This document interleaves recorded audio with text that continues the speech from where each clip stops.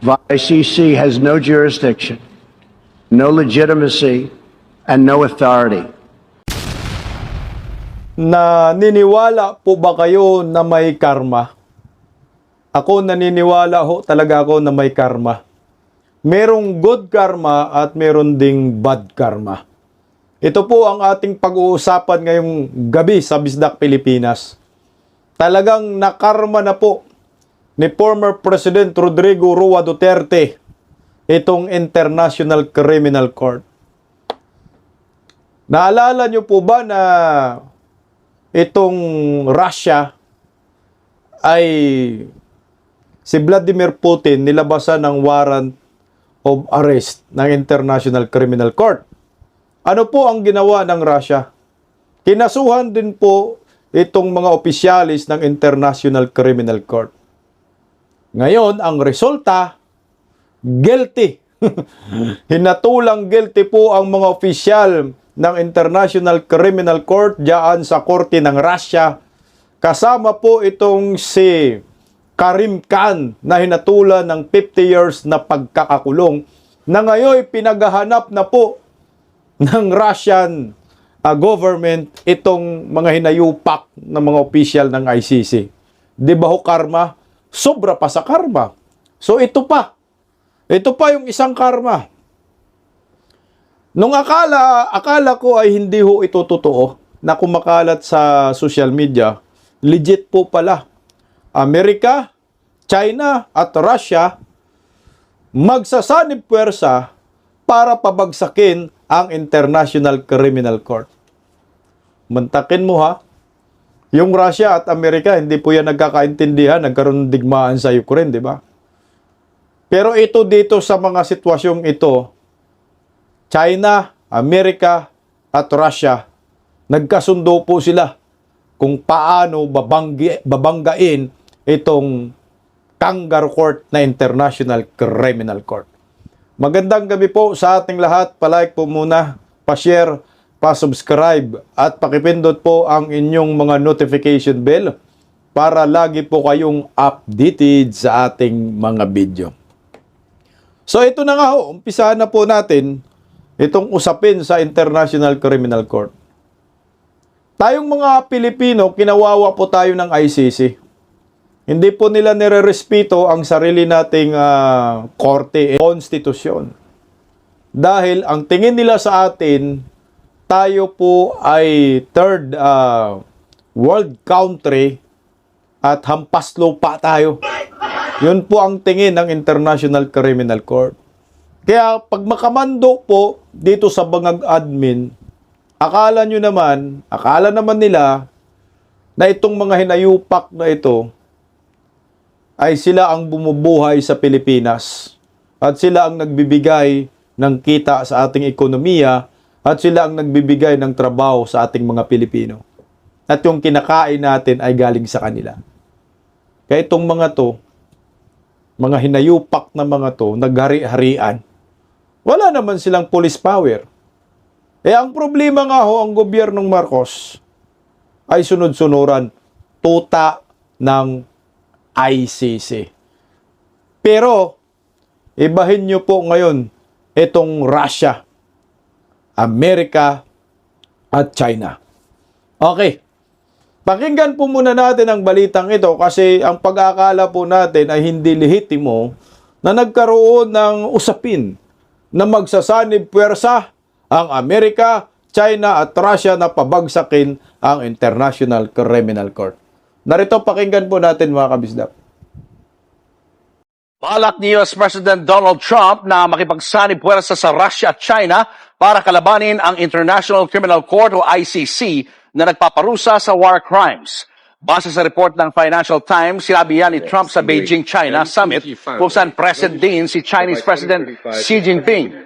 Dumalo rin sa magkahiwalay na araw si Russian President Vladimir Putin. Wala pang komento ang White House tungkol dito. Pero kung matatandaan, pinatawa ng parusa ni Trump si ICC Prosecutor Karim Khan dahil yan sa pag-i-issue ng warrant of arrest kay Israeli Prime Minister Benjamin Netanyahu na siyang kaalyado ni Trump sa giyera sa Middle East. Hindi miyembro ng ICC ang Israel, pero bahagi ng International Tribunal ang Palestinian territories kaya iniimbestigahan ng ICC ang pag-atake ng Israel sa Gaza. Okay. Ito na nga po yung good news dyan. No? Kung sa digmaan, hindi magkaintindihan, pero ito, pagdating sa International Criminal Court, magkakaisa po ngayon. Itong tatlong dambuhalang bansa laban po dito sa Kangaroo Court na International Criminal Court. Tingnan nyo ha. Kung tayo mga Pilipino ay lumuluhod, ang gobyernong Marcos naging uto-uto at tuta ng ICC, ibahin nyo ang Amerika, China at Russia. Papabagsakin po talaga nila yung International Criminal Court dito. Ngayon, kung sakali po mapabagsak ng tatlong dambuhalang bansa ang International Criminal Court, so ano po ang mangyayari kay former President Rodrigo Roa Duterte? Maliwanag. Makakalaya si Digong. Alangan naman, hindi nila palayain. Pupulpugin kayo ng Amerika, China at Russia. Sa tingin ko po, hindi naman siguro nila didigmain itong International Criminal Court. Pero pahihinain po nila. At isa sa mga naisip ko, paano nila pabagsakin itong International Criminal Court kung hindi nila digmain? Tandaan po ninyo, yung miyembro ng ICC na yan, ay siyempre, mga bansa rin po.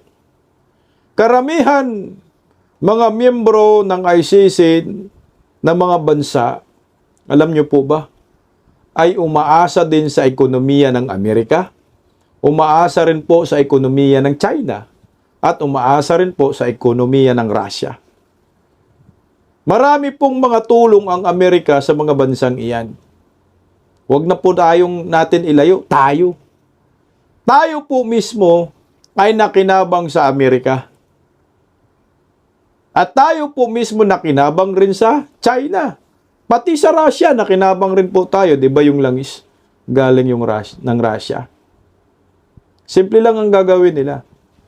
Pag hindi kayo umalis diyan sa International Criminal Court, at kapag patuloy kayo na naniniwala diyan sa International Criminal Court, lahat ng tulong namin sa inyo, mga investment namin sa inyo, aalisin namin sa inyong bansa at magdusa ang inyong ekonomiya. Diyan lang nakikita ko. Isang sabi lang ng tatlong bansang ito. Maniwala kayo sa akin, di ba kaya magsikalasan ang lahat? At pati tayo Pilipinas, talagang luluhod tayo dito. At napaka-imposible man si Bongbong Marcos ay kung magmatigas pa sa bansang China, Russia at Amerika. 'Di ba kung ipagpatuloy niya yung kahibangan niya, kabangagan niya, baka gusto niya magmatigas siya.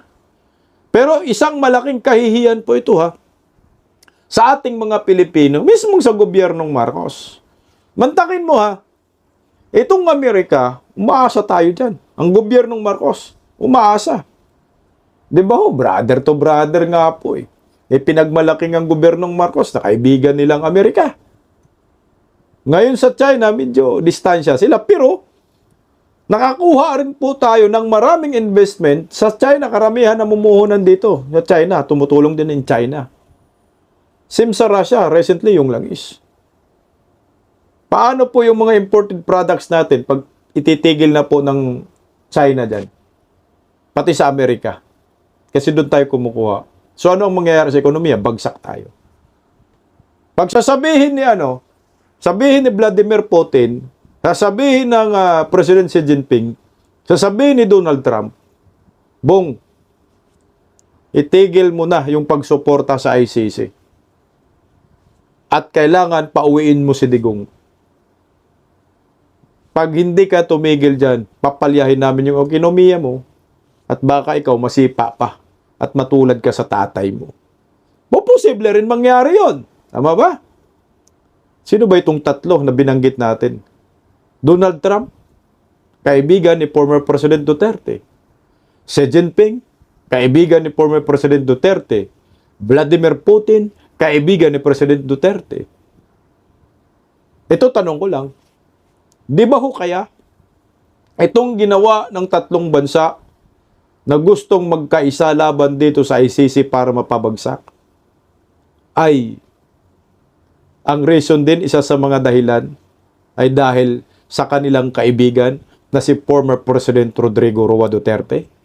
Kasi nga, pag bumagsak ng ICC, ito na po ang mangyayari. Pakinggan po natin si Attorney Harry Roque dito. Hindi ako magugulat kung talagang pati ang China ay sumapi na talaga dito sa kagustuhan ni Trump na magkaroon ng United Front against ICC. Ang tanong, pag nabuwag ang ICC, ano mangyari kay Tatay Digong? Simple. Dahil kung mabuwag ang ICC, wala nang trial si Tatay Digong, dapat mapauwi na sa lalong mabilis na panahon si Tatay Digong.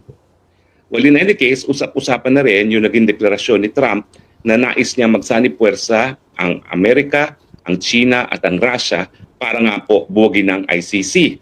Well, alam nyo, dahil sa isa ko sa dati na nagsulong ng ICC dahil importante na merong hukuman mapupunta ang mga biktima kung hindi gumagana mga lokal na hukuman, malungkot yan. Pero kasalanan din ng ICC na ngayon ay gusto silang buwagin ng tatlong pinakamakapangyarihang bansa. Bakit? Kasi nga, sumobra ang kanyang pagnanais na magkaroon ng jurisdiksyon. Palibasa, gusto nila magkasweldo, nakalimutan na nila na hindi naman sila binuo para maging substitute sa mga lokal na hukuman. Dapat gumana lang sila pag ang mga lokal na hukuman ay hindi po pwedeng gumana, unable or unwilling.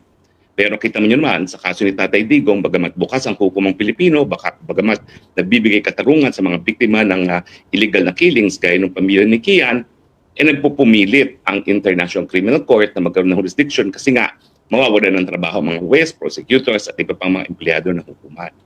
Yan po ang mangyayari kapag masyadong makitid ang pananaw ng mga tao sa isang institusyon. Imbis na mapalakas yung kanilang institusyon at maingganyo yung mga ibang bansa na sumapi, na ayaw pang sumapi dati dahil talagang natatakot sila, magkakaroon ng overreach o talagang babaliwalain ng hukuman ng soberenya at pagiging independyente ng mga iba't ibang bansa, gaya ng nangyayari ngayon sa Pilipinas, lalo tuloy matuturn off yung mga bansa na sumali sa ICC. At ngayon nga, hindi lang sila nagtuturn off, o hindi, hinihimok pa ngayon ni Trump ang China at ang Russia, tatlong pinakamakapangyarihang bansa sa buong daigdig na talagang buwagin na ang ICC. Hindi po alam kung ano maging kasagutan ng China at ang Russia. Pero ang Russia, abay, posible po yan dahil nag-issue na ng warrant of arrest laban kay Putin. At ang sagot naman ng Russia dyan, nag-issue rin sila ng warrant of arrest laban sa mga hukom ng ICC na pumirma sa warrant of arrest laban kay Putin.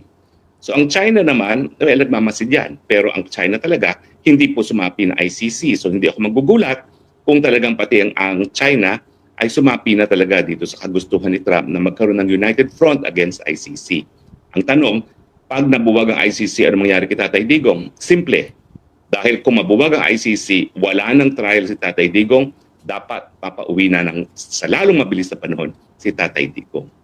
So bagamat si Tatay Digong ngayon ay merong magagaling na abogado at sa tingin ko, at sa totoo lang po, hindi lang sa tingin ko, sa totoo lang po ako ay nakakatulong ng himbing, knowing na talagang wala na ibang gagaling pang mga abogado para mag-abogado ni Tatay Digong, bukod pa doon sa pwede siya mapulang sala nitong mga abogado niya, baka naman mapabilis ang pagpapalaya kay Tatay Digong dahil pag nagsanib puwersa ang pinakamalalakas, pinakamakapangyarihang bansa sa daigdig, US, Russia, China, nabuwagi ng ICC, baka nga mangyari yan. Pag nabuwag ang hukuman, welcome home, Tatay Digong. Pagdasal po natin ito. Ayan na po. Mukhang maliwanag na po ang ating kinabukasan tungkol po sa pagpauwi kay former President Rodrigo Roa Duterte. Kasi seryoso po ang Amerika, Russia at China para buwagin itong International Criminal Court. Putakin mga dambuhalang bansa na po yan. Ang may gusto. Nagkaisa na po sila. Patay talaga. Di ba, Nyor? Nakakahiya, Nyor, no? Sa kalyado mo. Ikaw, Nyor, lumuluhod ka sa International Criminal Court Pero si Donald Trump na gusto mong makausap, ito, galit na galit sa International Criminal Court at tahasang sinabi niya dito na walang jurisdiction ang ICC sa kahit alinmang bansa sa mundong ito. Pakinggan natin. The ICC has no jurisdiction, no legitimacy, and no authority. The ICC claims near universal jurisdiction over the citizens of every country, violating all principles of justice, fairness, and due process. We will never surrender America's sovereignty to an unelected, unaccountable global bureaucracy. And we embrace the doctrine of patriotism. Around the world, responsible nations must defend against threats to sovereignty, not just from global governments, but also from other new forms of coercion and domination. Ayan na po, maliwanag. Medyo putol po yung video. Yun lang po ang kinayanan natin. Hindi po isusoko ng Amerika ang kanilang sovereignty. At kailanman walang jurisdiction ang ICC. Tangina, no? Bong, yung kakampi mo, na pinagmamalaki mo, na kaibigan mo. Maliwanag, sinasabi niya walang jurisdiction ng International Criminal Court. Pero kay Bongbong Marcos, may jurisdiction, lahat ng puwersa ng mga kapulisan gagamitin para lamang gaguhin si former President Duterte, para lamang hanapin at gaguhin din itong si Senator Bato. Puta. Di ba ho? Ano ba yung ICC na yan? Ayan na po ang maliwanag. Pag napabagsak ang International Criminal Court, isang kahihiyan sa iyo, Bongbong Marcos. Dahil itong bangag na administrasyong na ito, ang kapal na mukha, sila ngayon ang bumubuhay sa ICC dahil sa pagkidnap nila kay former President Duterte. Ito po yung nakakainis, no? Tingnan mo ha. Ilan po ba ang miyembro ng International Criminal Court? Ilang bansa sa buong mundo? 125 miyembro. Yung miyembro dyan sa International Criminal Court. Yung 125 na yan, majority niyan ay umaasa lamang sa ekonomiya ng Amerika, Russia at China. Lalo na sa China. Sa Asia, sa buong Asia ha, 19 lang po ang bansang miyembro dyan sa International Criminal Court. Alin yung mga miyembro dyan ng International Criminal Court? Afghanistan, Armenia, Bangladesh, Cambodia, Cyprus, Japan, Jordan, Maldives, Mongolia, Palestine, South Korea, Tajikistan, Timor-Leste, New Zealand, Samoa, Vanuatu, Marshall Islands, at Nauru. Anong bansa to?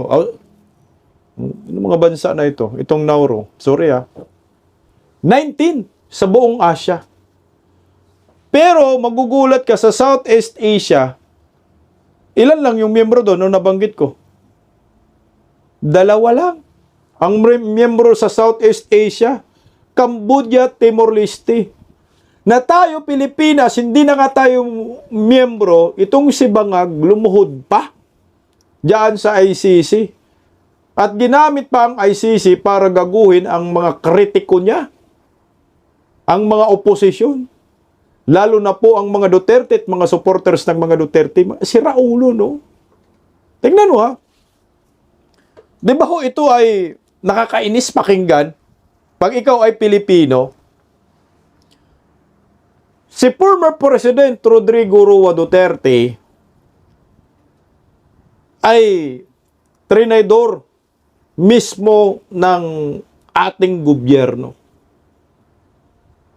At pinagkanulo sa International Criminal Court.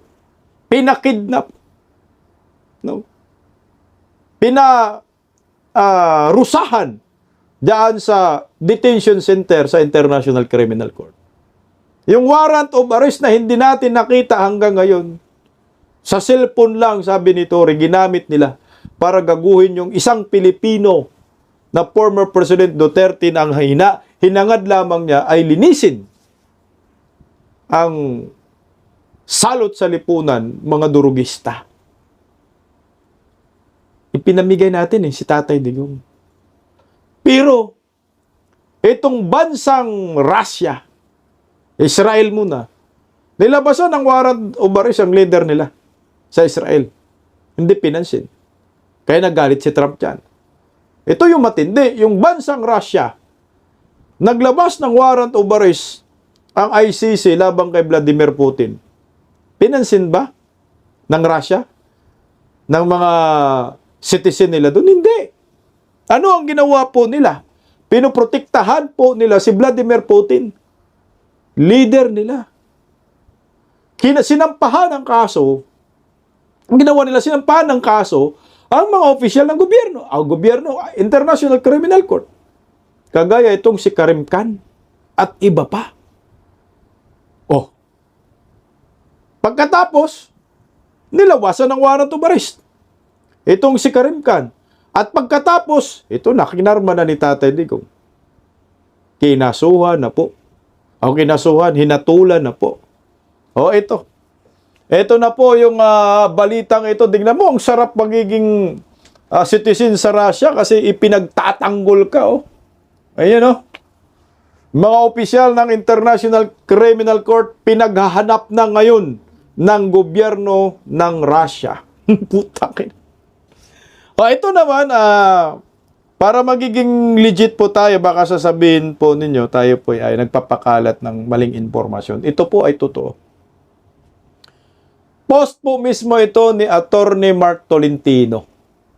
Breaking news nga po yung nilagay niya dito. Breaking. Russia has reportedly issued arrest warrants against officials of the International Criminal Court. A Russian court sentenced ICC Chief Prosecutor Karim Khan and 8 ICC judges in absentia, meaning they were convicted despite not being physically present in court. Anak ng kagwang. Shh. Naku, Karim Khan, kayong mga nasa ICC, talagang huhulihin kayo. Karim Khan was reportedly sentenced to 15 years in prison. Naku, anak ka ng kamuti. 15 years in prison, yung buplaks na yan. While the judges received prison terms ranging from 3 to 5 to 15 years. 3.5 to 15 years. Yung iba, ibang kinasuhan. All 9 have also been placed on Russian wanted list. Tingnan nyo.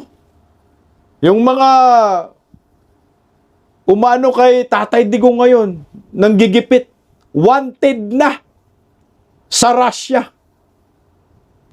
This is widely seen as a retaliatory move after the ICC issued an arrest warrant in 2023 against Russian President Vladimir Putin over alleged war crimes in Ukraine.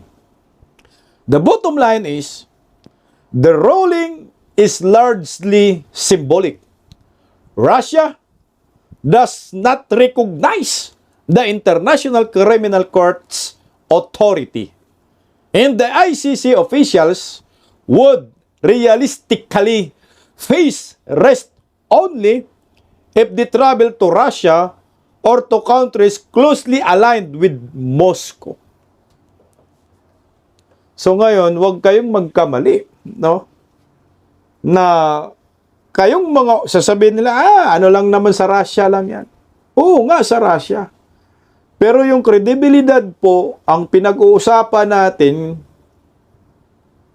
ay bagsak na po.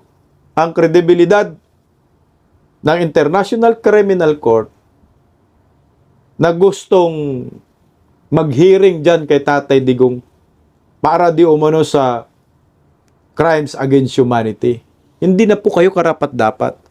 Dahil convicted na po kayo sa Russian court na dapat kayo parusahan. Pag makaapa kayo sa teritoryo ng Russia at kung makapunta kayo sa ibang bansa na may impluwensya ang bansang Russia, huhulihin kayong mga hinayupak kayo dyan sa kangaroo court na yan. Sarap talaga magiging Ruso, no? Sipin nyo, ang ICC nag-issue ng warrant of arrest kay Vladimir Putin. Anong ginawa nila? Sinampahan nila ng kaso. Ngayon, ginawa nilang wanted. Kahit hindi sila present sa korte, convicted pa rin po kayo. Ito po yung lumalabas. Samantala, tayo dito sa Pilipinas, hindi nga ho tayo miyembro, pero hito, inuunor natin, lumuluhod ang mga anak ng kagwang na yan, mga government forces natin. Diyos ko, lumuluhod ang Department of Justice, National Bureau of Investigation, Philippine National Police, sa International Criminal Court. Excuse me po. Kasama itong si Bongbong Marcos. Pero tingnan mo, yung ibang bansa, anong ginawa ho nila? Ayan, ginawa ho nilang wanted itong mga miyembro ng International Criminal Court. Speaking of International Criminal Court pa rin, o eto, magkakaroon na po ng argumento o komento ang Supreme Court sa ating bansa. Bukas po ito. Patungkol po sa kaso kay former President Duterte, Bato. O, narito po, pakinggan natin. The point there is, sana the lawyers can look beyond. Sana we can all look beyond it. And let the, maybe the citizenry, they fight it out on the basis of their politics. Pero ang problema kasi sa lawyers ngayon, meron akong politika. I have the skill, I have the stature. So what I do is, I do not read the law as painfully as it should. Medyo kakalimutan ko. Article 59 ng ICC Treaty, Article 89, Article 92, babasahin ko na the warrant is effective immediately in the Philippines without judicial remedy. Okay? Whether that's right or wrong, you have taken a political position. You have not told me how you arrived at that. And some of my good friends are doing that. I know what you want. I share what you want, accountability, etc. Pero somehow, kailangan medyo principle tayo. So, by the way, Monday lalabas yung aming decision. And we will be, I think you will see how different our views are. Na hindi sabi nila. Yung po na, hindi ko muna sasabihin. Definitely, hindi na ako. But I have a separate opinion, which I hope that you can also take time to read. But I enumerated, ano ba yung basis? Okay. But the point there is, we need to educate better. But the point there is, sana the lawyers can look beyond. Okay, nagtrending po yung yung bidyong iyan. Kaya ang ginawa po ngayon ng Korte Suprema para hindi po tayo ma-disinform dahil ang sabi po doon sa video ni Leonin na maglalabas daw sila ng desisyon bukas sa Lunes. O ito po, nilinaw po ng Supreme Court na bukas ilalabas ang opinion kaugnay ng pagbasura sa hiling na Temporary Restraining Order, yung TRO ng kampo ni na dating Pangulong Rodrigo Duterte at Senator Ronald Bato de la Rosa. Binigyan din ng Supreme Court na wala pa ring desisyon sa pangunahing petisyon alinsunod sa inilabas nitong press release noong nakaraang Miyerkules. At least malinaw po dyan kasi nga baka iba po ang iniisip ng maraming Pilipino. Uy, bukas na pala. Magdidesisyon na pala ang Korte Suprema tungkol po sa kaso ni former President Duterte. Ito ay komento lang po tungkol sa pagbasura ng TRO laban kay TRO ni Senator Bato at ni former President Rodrigo Roa Duterte. Yun po yung sinabi sa Korte Suprema. Ayan. Pero wala na nga ho, babagsak na yan yung International Criminal Court, kaya wag na kayong umasa, mga bubunistang, tanganistang, loyalista ni Bangag. Marami na po silang mga propaganda, sa social media, sa mainstream media. Ang sabi nila, talo na si Bato. Kasi nga, hindi daw binigyan ng TRO. Pero, meron pong nilinaw dyan. Si Atty. Torion, kung talo na ba si Senator Bato. Narito po, pakinggan po natin itong pahayag ni Atty. Torion patungkol po dyan. I respectfully disagree because what was ruled by the Supreme Court was only the provisional remedy, not the main case. Alam mo, para maintindihan ko ng publiko, yung prayer for TRO, meron niyang 4 elements. Clear and unmistakable right. Grave, material invasion of that right. Grave irreparable injury or grave injustice, that would beset the applicant if no TRO is granted, and that there should be clear and urgent necessity for the relief to be granted. Baka lang, hindi nakita ng Korte Suprema na yung third element ay wala, or maybe the second. I have yet to receive a copy of the order, written copy of the order. So, ang ibig sabihin nito ay provisional remedy lang ang dinay. Wala pong ruling na pwede nang i-implementa ang warrant. Maski Correct. basahin nila sa briefer doon.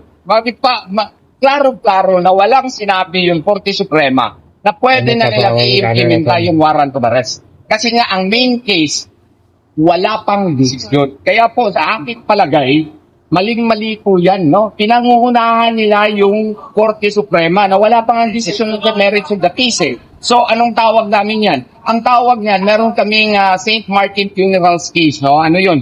Yung St. Martin's Funeral case, nagsasabi yan, jurisprudence na pending determination by the highest court of the land, by the Supreme Court, of the main issues in the case, the lower agencies, departments which are parties to the case, should exercise the becoming modesty of awaiting the decision of the case. Ang ginagawa nila, pinangungunahan nila ito. Tapos, wait yung ibang mga experts nagsasabi na parang go signal na daw ito sa TRO. Hindi po, maling-mali po yan. For all you know, ang ginamit na rason ng Korte Suprema, I can only speculate kasi nga hindi ko pa natanggap yung decision na in writing. For all you know, ang sabi lang ng Korte Suprema, at that time, di ba sabi ng DOJ, hindi namin siya dadakpin. It's free to, enter the Senate. Oh, perhaps the Supreme Court believed that. And, there is no more clear and urgent necessity because that is now, the declaration of DOJ. And if the DOJ secretary would declare that, that is,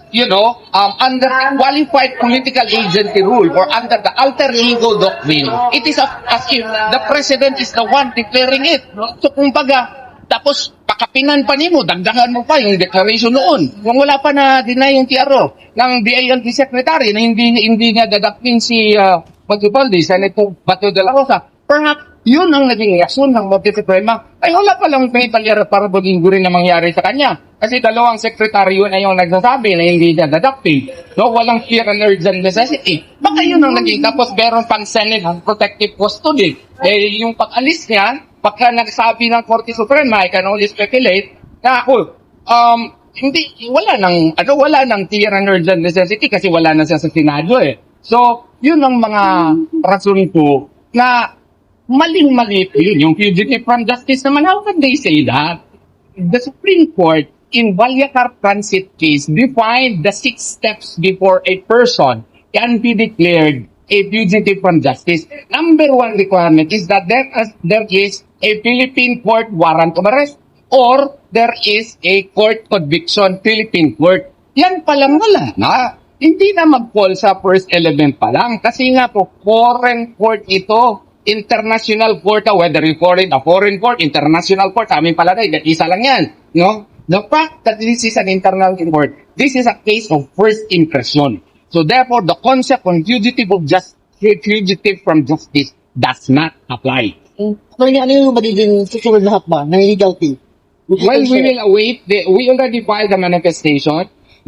Yesterday at around 2 o'clock in the afternoon, and Trade Center evacuation. Informing the Supreme Court Welcome to of the Davao Convention and Trade Center and then on evacuation. Monday, we will await Familiarizing yourself with emergency exits and procedures can save lives in critical situations.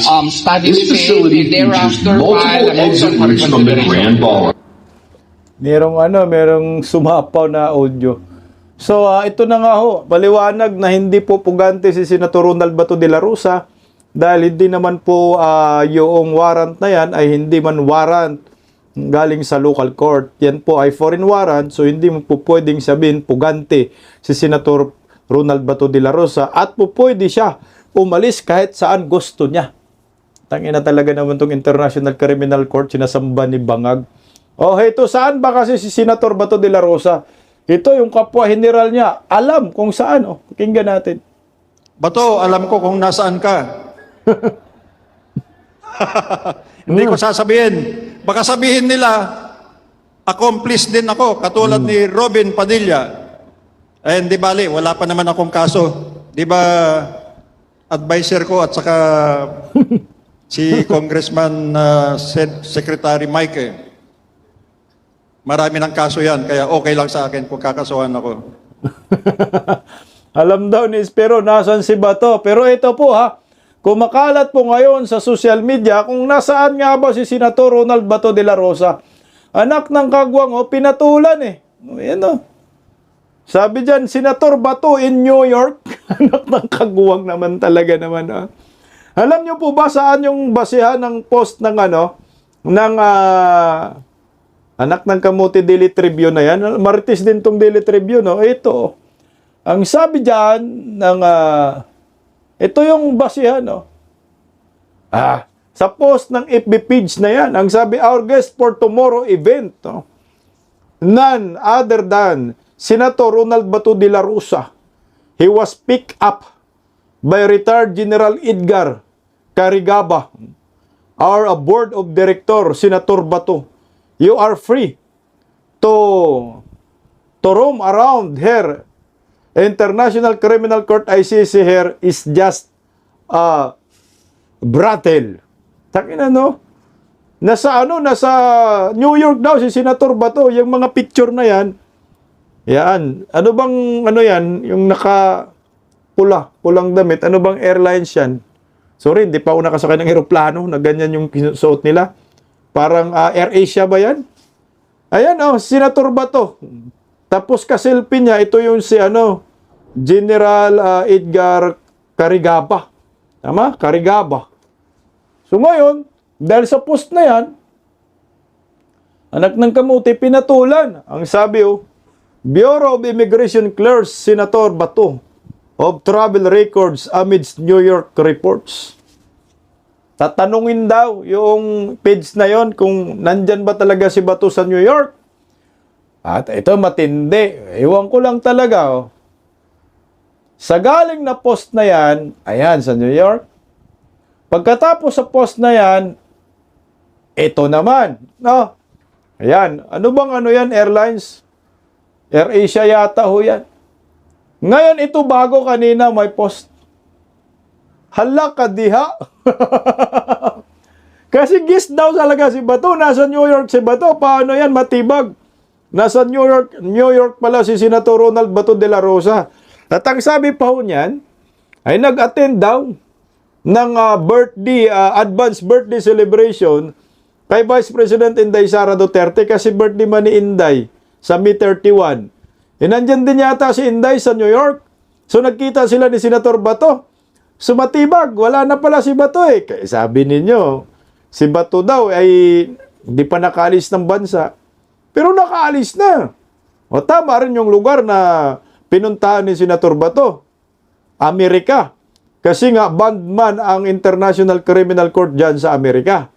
Pero siguro, mas safe na safe, Russia, Senator Bato.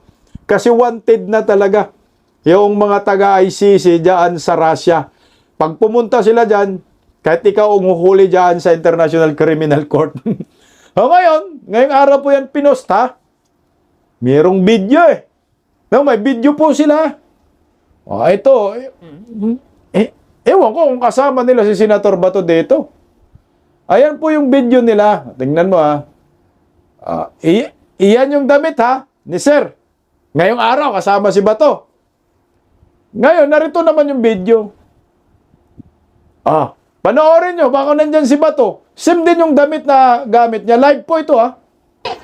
Hey, welcome. This is Honor Pons here at Chelsea Pier 61. We are live. Mm. SDS New York. That's okay, this is live. Live, oh. So, we are about to celebrate, we're about to board. Pakita mo si Bato, sir. Ship right there celebrating the birthday of VP Sara Duterte. Sim yung jacket, ha? Kasilpi niya si Bato. Oh, ayan na. Paano ba yan? This live. FB live po yan, ha? Ayan. Oh, narinig nyo? We are live. SDS New York. Rinig nyo pangalan ni Bato? Say hi. Live SDS New York. Yeah, nakalive Oh. ka na. Oh. Okay. Dito na tayo mag-ano? Mamaya na. Yung ano natin.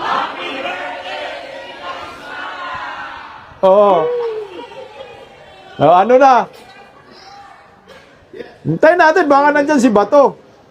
Meron tayo. Alright, so we are, in total, we are 16. Oo, so if we mag-head count tayo ngayon, I think we're just only, like, how many? 1, 2, 4, 5, 6, 7, 8, 9. Guest daw si Bato eh. Siguro mga ano pa siya. So, mag-ano na tayo ngayon? Mag-start tayo ng program? Where's DJ? O, mag-start na. Baka lalabas na si Bato, ha? Meron akong cake! We have a cake! Sir, nasan si Bato, sir? Pakita mo nga, sir. Wala. Ako na Halikado ni Bagera. Hindi, wala pa. Wala pa. Halika, mag-ano ka sa live. Ito, si Atty. Valera. Baka nandyan si Bato. Hi! We're live in Chelsea Pier 61. Live po kami dito sa Pier 61 ngayon sa Chelsea Piers para i-celebrate ang mapayapa at mapagpalang kaarawan ng ating Vice Presidente VP Sara Duterte. Andito po ang SDS New York at Bang na Maisog USA. At mamaya po ay magkakaroon tayo ng maiksing programa at mag-offer ng panalangin, hindi lang kay VP Sara Duterte sa kanyang kaarawan, kundi din sa ating minamahal na Pangulo na dineklara ng SDS New York, si Pangulong PRRD na pambansang ama ng Pilipinas. Yes. At of course, we are conveying our full support to the new Senate majority led by Senate President Alan Peter Cayetano! At sa inyo po, Senator Bato, kami po ay patuloy na susuporta sa inyo. Ituloy niyo po ang inyong paninindigan at sana po ay huwag kayong mawalan ng pag-asa. Hindi nyo dapat isuko ang soberenya ng ating bansa at kayo po ay isang magandang halimbawa. Bukas po ang ating hukuman at hindi po natin iniiwasan ang pananagutan at accountability. Katulad na nabanggit ni PRRD ay kung meron man pananagutan, iyan po ay sasagutin natin sa hukuman ng Pilipinas at hindi sa banyagang hukuman. Tandaan po natin na ang Pilipinas, ang Republika ng Pilipinas ay hindi courier ng ICC. Hindi po tayo teritoryo ng ICC.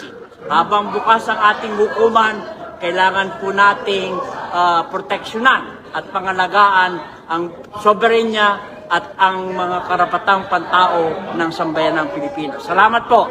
SDS New York, dito po magdidiwang kami ng kaarawan ni Vice President Inday Sara Duterte. Yay! Nasaan na si Senator Bato? Babalik kami! Senrap, gamitan ng ilaga, ha? Ilaga, nasangot. Oh yeah, so Senator babalik Rock. kami mamaya kasi we are 60. Tapos Senator Bato, gamitin mo daw yung ilaga. Yung daga, yung ilaga. Kaya sa amin kasi mga Bisaya, pag gamitin mo yung anting-anting mo sa daga, hindi ka talaga mahanap ng mga naghahanap sa'yo. Ang tanong, nandyan ba si Senator Bato de la Rosa sa New York? Aba, hanapin nyo na matibag, anak ng kagwang kayo.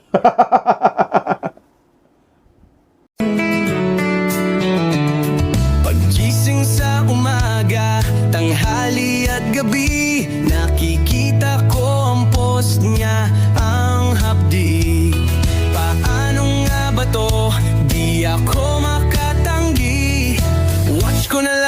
isipin ng mabuti. Bisdak Pilipinas. Bisdak, tinig ng katotohanan. Sa bawat vlog may laban sa kasinungalingan. Mulat ang mata, gising ang masa. Bisdak Pilipinas, para sa bayan, gumigising sa diwa. Sa likod ng kamera, tapang ang dala, walang sinasanto kung mali ang gawa. Hinay-hinay, pero palaban. Boses ng tao sa digital na labanan. Bisdak, tinig ng katotohanan. Sa bawat vlog may laban sa kasinungalingan. Mulat ang mata, gising ang masa. Bisdak Pilipinas, para sa bayan, gumigising sa diwa.